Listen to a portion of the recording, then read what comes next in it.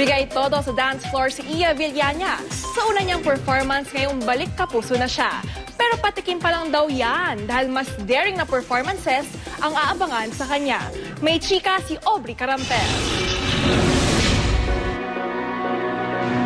Steamy hot performance ang itinapat ni Iya Villañas sa Warm Kapuso Welcome na ibinigay sa kanya ng GMA Network sa homecoming production number niya sa Sunday All-Stars.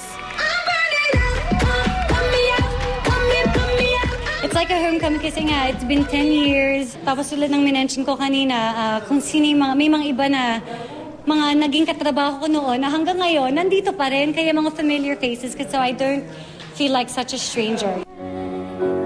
Linggo-linggo na raw mapapanood sa Sunday All-Star si Iya. Asahan na ang mas daring na production numbers mula sa nagbabalik na Kapuso star.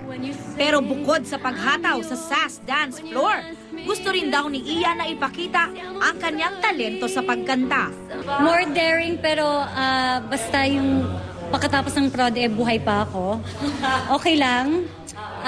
And malay natin I'll be able to sing more. I'd love to sing and dance.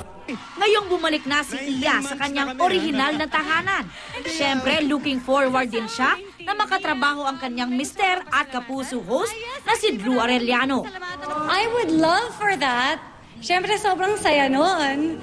Aubrey Carampel, updated sa Showbiz Happening.